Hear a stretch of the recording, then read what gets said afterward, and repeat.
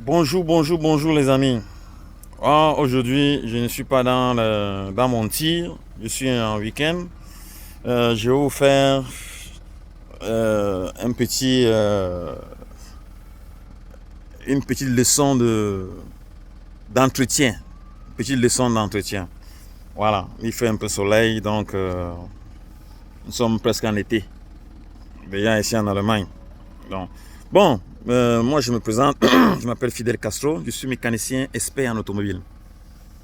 Je vais vous donner aujourd'hui, on va pas parler des affaires de caleçon que les gens bien aiment entendre.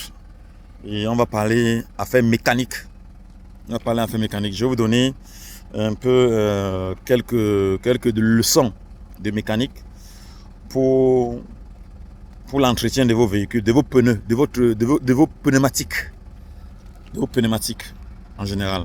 Donc, pour éviter l'usure prématurée des pneus. Je vais tourner la caméra pour vous faire voir un peu. Bon, ici par exemple, on a ce pneu. Ce pneu que vous voyez là. Ce pneu que vous voyez, voilà, vous avez vu le profil. Le profil est encore intact. Pour savoir que son pneu est usé,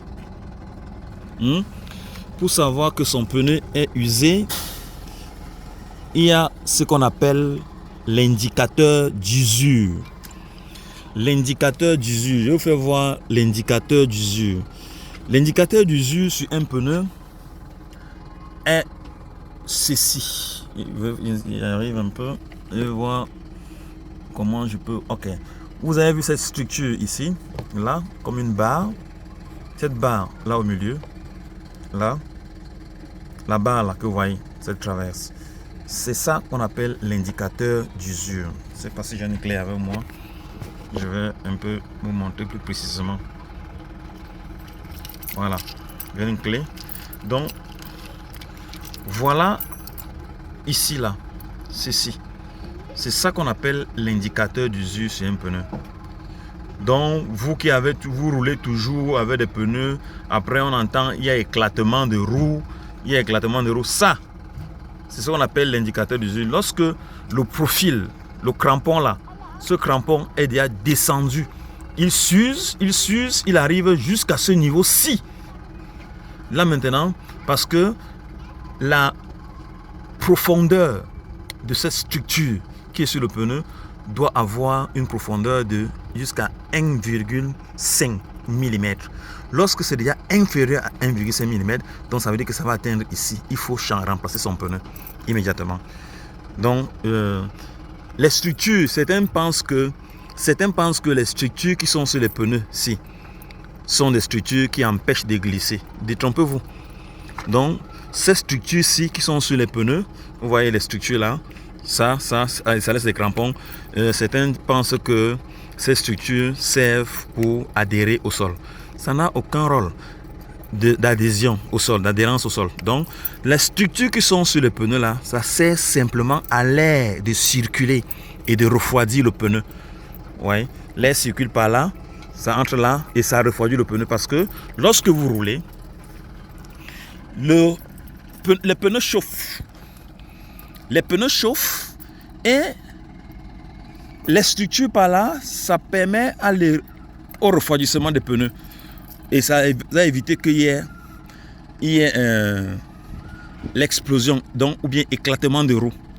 Alors, je vais vous faire démontrer par comparaison que ce que je dis est une vérité pure et simple. Pourquoi? Parce que regardez un peu les Ferrari, les voitures de course qui roulent au moins à 300 km/h. Les pneus là n'ont aucun crampon. Aucun. Il le remplace, vous voyez, il fait peut-être 3-4 tours, après il entre sur la piste, on enlève le pneu. Mais pourquoi? Parce que la roue chauffe déjà, pour éviter que ça s'éclate, il faut la remplacer.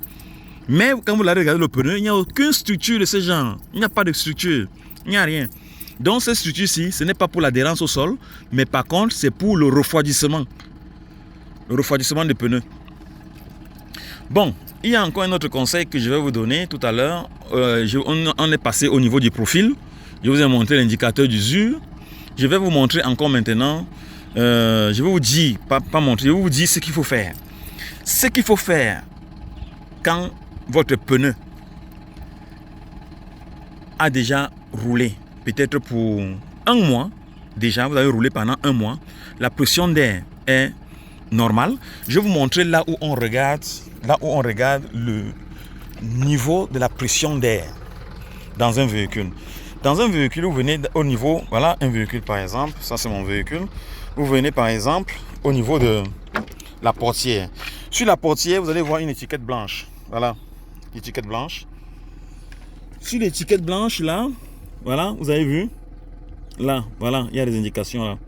Maintenant, vous allez voir la pression d'air qui doit être donnée au pneu. Donc, pour administrer cette pression d'air, vous allez regarder, je vais vous montrer un peu. Ici, là, vous avez 2 kg. Vous avez vu, non? 2 kg de vent. Et en bas, vous avez vu, en dessous, on a mis 2 kg 900. Comme vous pouvez mettre, par exemple, 2 kg ou 2 kg, 2 kg devant, 2 kg derrière, ou bien 2 kg 9 devant, ou bien 2 kg 9 derrière. Maintenant, quand le véhicule est chargé, vous avez vu, il y a ce carreau qui est là. Il y a ce carreau qui est là. Je reprends. Là, par exemple, la pression d'air indiquée. Ici, là, on dit que Reifen, c'est en allemand. Reifen, c'est la chambre, le pneu. Reifendruck. Vous avez vu? Kalte. Reifen. Vous avez vu? Ça veut dire que le pneu froid. Il y a ici inflation, pression des pneus froids. Vous avez vu, non? Voilà. Donc, ça veut dire que quand il fait froid, il y a une pression qu'on met. Et quand il fait chaud, également, il y a une pression. Quand, par exemple, il est en charge, comme ici, vous voyez là, voilà ce carré, c'est en charge. Donc, ça veut dire que vous avez 2 kg devant. Et derrière, vous avez 2 kg 600 grammes. Vous avez vu, non? Voilà. Donc, ça peut même aller même à 2 kg. Et puis maintenant, même à 3 kg. 3 kg 800. Quand vous avez la charge, ça va dépendre de ce que vous portez. C'est un peu ça. Ça va dépendre de ce que vous portez. Ça, c'était juste pour voir là où, si vous ne connaissez pas, si vous arrivez peut-être dans une station essence et que vous êtes seul et que vous avez une baisse de pression dans vos pneus, et quelle est la quantité d'air que vous allez administrer à votre pneu. Donc, vous allez ajouter dans votre pneu. Donc, c'est un peu ça. Donc, voilà un peu en quelque sorte ce qu'il faut faire. Donc, contrôler là pour savoir la quantité d'air que vous devez mettre dans votre pneu. Bon, et puis maintenant, vous devez savoir une chose que, en ce qui concerne les pneus, vous devez ajouter l'air. Vous devez contrôler la pression des pneus que voici chaque mois, donc chaque 4 semaines. Après 4 semaines, vous devez contrôler la pression des pneus. Après 4 semaines. Obligatoirement. Avant, si vous ne le faites pas, si vous ne contrôlez pas la pression de vos pneus après 4 semaines, vous allez voir s'il y a maintenant baisse d'air, de pression, donc baisse de pression dans votre pneu. Maintenant, qu'est-ce qui va se passer? Le pneu va gonfler. Ça va s'enfler ici. Le flanc du pneu que voici, va gonfler comme ceci. Et ça va gonfler de là. Maintenant, lorsque le flanc gonfle, parce que le pneu manque d'air, qu'est-ce qui va se passer? Il y aura maintenant usure prématurée du profil du pneu. Maintenant, au lieu que la bande de roulement du profil que voici s'use uniformément, va maintenant commencer à s'user d'un côté, là où le pneu va s'asseoir. Parce que quand il n'y aura pas d'air, au lieu que le pneu soit arrondi, tel que voici, le pneu va maintenant être tout plat. Et puis maintenant, ce sont les flancs-ci qui sont au sol, qui vont commencer à s'user. C'est pour ça que vous voyez souvent les pneus, il y a usure prématurée d'un côté, de part et de l'autre. Soit ça s'use par ici, soit ça s'use à l'intérieur là-bas. et non uniformément comme voici. Donc, ce qui fait donc que cette cause est due au manque de pression d'air conforme dans votre pneumatique. Donc, c'est ce qui entraîne cette usure prématurée d'un pneu. Un pneu sur un véhicule qui est contrôlé permanemment peut vous faire facilement même 3 ans, 4 ans, 5 ans même. Oui, c'est ça la vérité. Donc, ce qui fait que vous devez contrôler la pression d'air de vos pneus chaque 4 semaines. Vous devez rétablir la pression d'air chaque 4 semaines, en général. Et puis maintenant, lorsque vous allez rouler, le conseil que je veux encore vous donner sur le pneu, c'est un conseil très important. Qu'est-ce que vous devez faire? Vous devez faire ceci. Lorsque vous avez, ça c'est par exemple une traction, ça c'est une 4x4, donc double traction, mais ça roule avec traction arrière.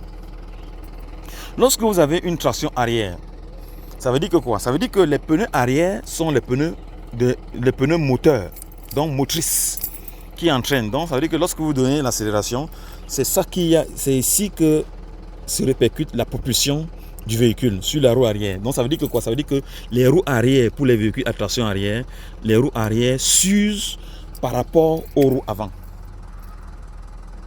Vous voyez un peu?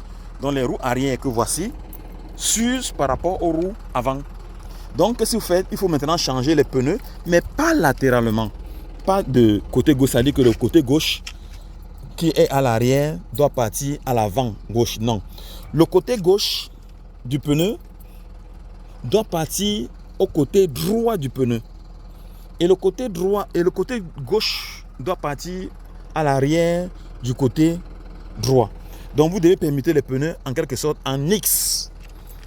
En X, c'est comme ça qu'on permet les pneus pour éviter un problème parce que le véhicule ont les pincements. Pour ceux qui en savent, les pincements, c'est-à-dire, ça c'est un réglage du parallélisme des roues. Le réglage du parallélisme des roues. Donc, si les roues sont mal réglées, il y aura un pincement qui sera soit excessif. Donc, si le pincement est excessif, c'est pour ça qu'on permet les pneus en X. Les pneus en X. C'est un peu ça, en quelque sorte. Donc, c'est ce que je voulais vous faire. C'est très, très important pour garder toujours, pour ne pas toujours sortir de l'argent, acheter des pneus. Il faut contrôler la pression d'air. Il faut contrôler votre profil TIF. Le profil TIF, c'est le profil qu'on demande. Donc, les pneus, les crampons. Ces crampons-là, les structures qu'on appelle crampons généralement, mais on appelle ça des structures en mécanique. Ce ne sont pas des crampons, ce sont des structures qui permettent au refroidissement d'avoir une usure équilibrée quand la pression d'air est toujours contrôlée et l'usure n'est pas prématurée. Donc c'est un peu ça. Et pour éviter donc l'éclatement de vos roues, il faut contrôler toujours ce profil. Il y a l'indicateur d'usure que je vous ai fait voir sur un pneu. Donc pour tous vous pouvez le remarquer. C'est une petite barre qui est sur le pneu. Donc c'est un peu ça. Là voici, là, une petite barre. Je ne sais pas si on la voyez. Donc bon, en tout cas, je vous l'ai fait voir de l'autre côté. Il y a une petite barre à l'intérieur qui vous permet de savoir exactement à quel degré, parce qu'il y a un appareil de mesure de profil qui existe, mais si vous ne l'avez pas, vous pouvez contrôler seulement à l'aide de cette structure qui est sur le pneu, l'indicateur d'usure.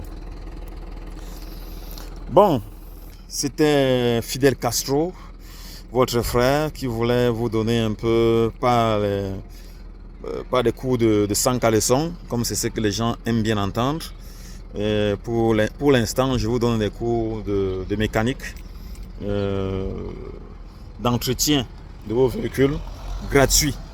Ouais, gratuit. Donc, mais si quelqu'un a d'autres questions, il n'a qu'à me faire signe, mais seulement si moi je dois donner une réparation à distance, c'est payant, hein?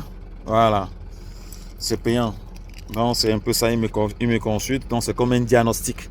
Donc pour ceux qui ont des problèmes de voiture, pour tout problème de voiture, n'importe laquelle, sauf les Ferrari, hein. Sauf les Ferrari, je n'ai jamais demandé, je n'ai pas encore dépanné une Ferrari ou bien une Lamborghini. Hein? Mais celui qui a une BMW, Mercedes, Toyota, Peugeot. Donc, je n'ai pas fait le garage. Je suis expert en automobile. Voilà, je ne suis pas un garagiste. Je suis expert en automobile.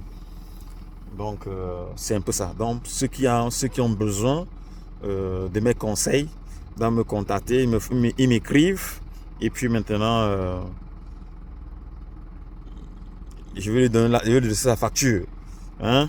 Ce qu'il doit me verser avant de lui donner, de remédier à son problème.